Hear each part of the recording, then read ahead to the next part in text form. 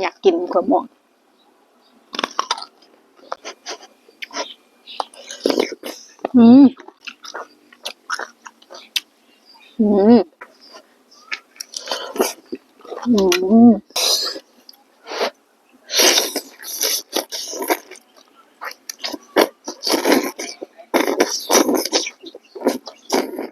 สวัสดีจ้าพี่น้องมาเด้อจ้าพี่น้องมากินแกงเห็ดเพาะหนังแกงเห็ดเพาะไฟ ว่าผิดนี่พี่น้องอ๋อทุกหัวเท่าไหร่นี่พี่น้องเพลงอยากกินแห้งนะใส่ชะอมเป็นกำเลยปะขาเป็นกำเลยพี่น้องอันนี้มังแตงอันนี้มังเขือม่วงจ้ะพี่น้อง2 ลูกมากินน้ำกันจ้ะข้าวเหนียวก็มีเพิ่งอยากกินข้าวม่วงมันก็เน่าบ่หน่อยก็ช่าง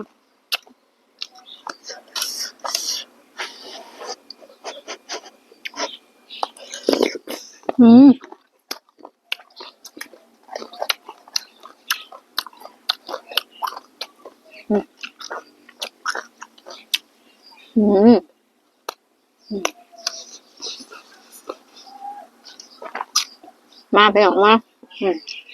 คำเลยนะ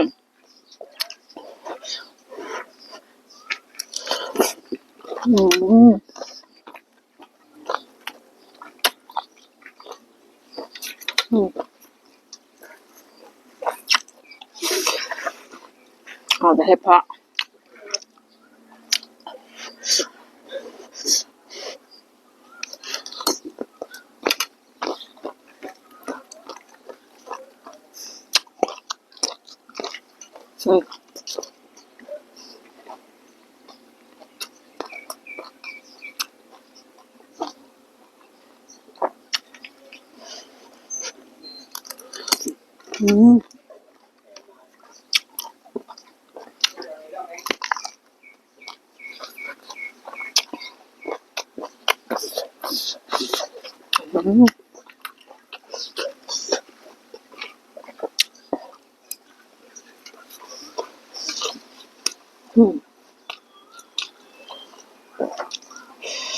3-4 ลูกเนาะไป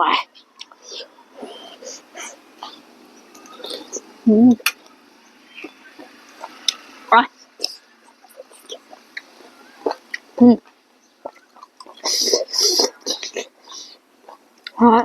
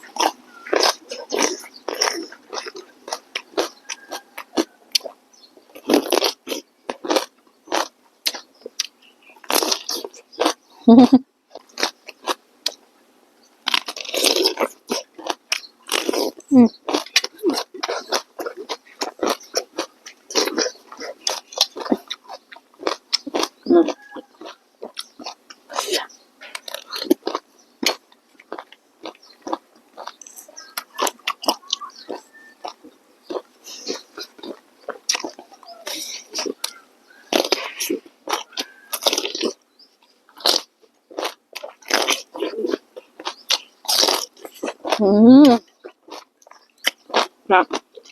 พอยังพอแล้ว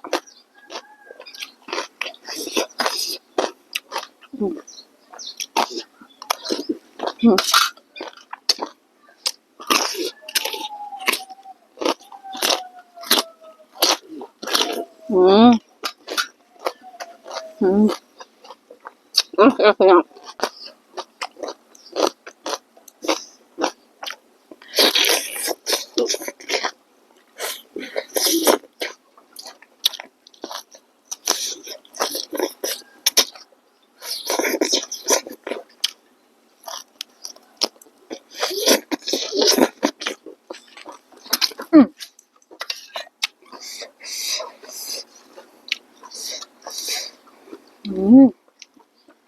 เนาะ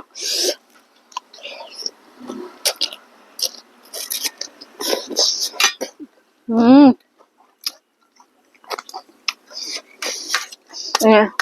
ไปแม่บอกว่าเดี๋ยวจะเอาไว้ให้พ่อครัวให้เขากินเดี๋ยวมันจะหมดก่อนอ่ะถ้าผู้ใดมักคลิปนี้เนาะก็ฝากกดไลค์กดแชร์กดติดตามให้หน่อยเด้อจ้ะพี่น้องอ่ะกราบสวัสดีจ้า